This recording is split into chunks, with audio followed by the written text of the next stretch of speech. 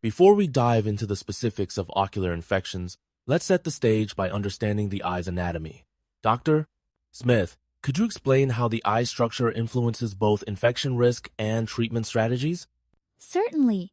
The eye is composed of several layers: the outer sclera and cornea, the vascular uvea in the middle, and the innermost retina. Between the cornea and lens lies the aqueous humor, while the vitreous humor fills the posterior segment.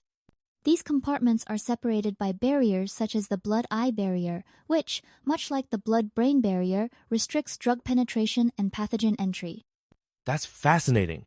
So, these barriers help protect the eye, but do they also complicate the delivery of medications, especially antibiotics or antivirals? Absolutely. The blood-eye barrier means many systemic antibiotics have limited penetration into the eye, making targeted treatments like intravitreal injections necessary for certain infections. It's a double-edged sword. While it shields sensitive ocular tissues from toxins, it also limits therapeutic options, particularly in severe or sight-threatening infections. Transitioning from anatomy, let's talk about interpreting ophthalmology notes. Many clinicians struggle with the shorthand used. What should infectious disease specialists look for? Ophthalmology notes start with visual acuity, often expressed as 20/42, meaning the patient read the 20/40 line with two mistakes. Vision worse than 20/200 is described functionally: count fingers, hand motion, or light perception. Intraocular pressure, measured by tonometry, is crucial to distinguish between inflammation and glaucoma. And what about abbreviations like AC or KP? These seem to pop up frequently. Great question.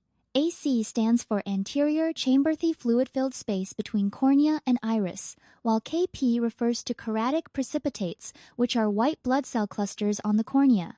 These tell us about the type and severity of inflammation. Knowing these terms helps non-ophthalmologists quickly gauge disease progression and urgency. Moving to clinical syndromes, conjunctivitis and keratitis are among the most common ocular infections. Could you outline the key differences in their causes and potential complications? Absolutely. Acute infectious conjunctivitis is usually viral in adults, up to 90% caused by adenoviruses, but bacterial cases, predominantly from Staphylococcus aureus or Streptococcus pneumonia, are more common in children. Keratitis, in contrast, involves the cornea and is often linked to contact lens misuse, trauma, or ocular surface disease, with Pseudomonas being a notorious culprit. That's helpful. Why is microbial keratitis considered an emergency, and how does its management differ from conjunctivitis? Keratitis can rapidly cause vision loss due to corneal scarring or perforation, unlike conjunctivitis, which is usually self-limited. Management involves frequent, potent topical antibiotics, sometimes every hour, and, in severe cases, advanced interventions like corneal transplants or even artificial corneas. The stakes are much higher due to the cornea's role in focusing vision. Let's transition to endophthalmitis, a true ophthalmic emergency. This condition can be both exogenous and endogenous. How do these routes of infection differ in clinical practice? Exogenous endophthalmitis arises from direct inoculation, think post-surgical or traumatic events, while endogenous cases stem from bloodstream infections, often in immunocompromised or injection drug users. The pathogens vary. Post-op cases usually involve skin flora like coagulase, negative staph, whereas endogenous cases may feature Candida or Klebsiella species. What diagnostic steps are critical, and how does treatment differ between exogenous and endogenous cases? Diagnosis hinges on sampling the vitreous, either via needle aspiration or vitrectomy. Immediate intravitreal antibiotics are standard for both types, but endogenous cases also demand systemic therapy targeting the primary infection source. The choice of drugs is influenced by their ability to penetrate ocular tissue. Oral fluoroquinolones, for example, are preferred for their intraocular reach.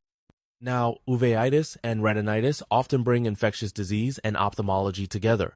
What are the leading infectious causes, and how do their presentations differ? Herpes viruses, particularly HSV and VZV, lead in anterior and posterior uveitis. Acute retinal necrosis, for instance, is a rapidly destructive syndrome requiring urgent antivirals. Toxoplasma gondii is a frequent cause of posterior uveitis globally, presenting as creamy white retinal lesions, often with a history of old scarring. Systemic diseases like syphilis and tuberculosis can also manifest as uveitis, sometimes mimicking non-infectious inflammatory conditions. How does the management of these various etiologies diverge? Management is tailored. Antivirals plus intravitreal injections for herpes viral disease, TMP, SMX or pyrimethamine, sulfadiazine for toxoplasmosis, and penicillin for syphilitic uveitis.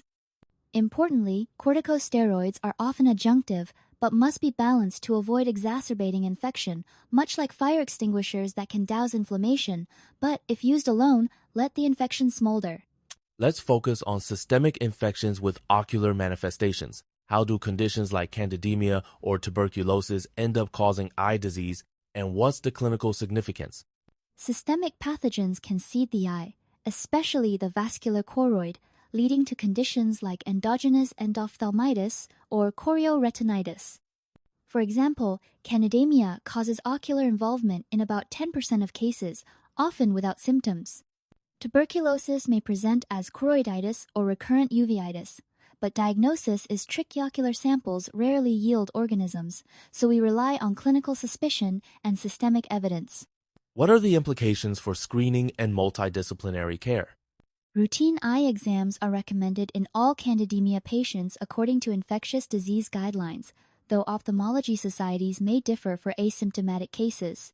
Collaboration between specialists ID, ophthalmology, sometimes addiction medicine is vital, particularly for complex cases like injection drug use associated endophthalmitis, where drug interactions and systemic management complicate care.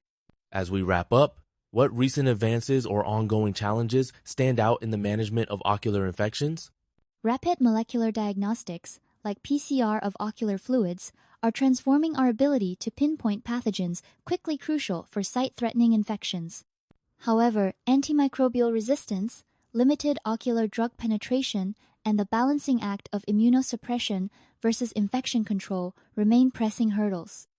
Preventive strategies such as contact lens hygiene and varicella vaccination have shown dramatic reductions in disease burden. Looking ahead, what research or clinical efforts could most improve outcomes for patients? Collaborative research spanning ophthalmology and infectious disease is key. Better epidemiologic studies, new drug delivery systems, and evidence-based screening protocols for systemic infections could reduce preventable blindness. Ultimately, early recognition and multidisciplinary teamwork are the cornerstones for tackling these complex diseases.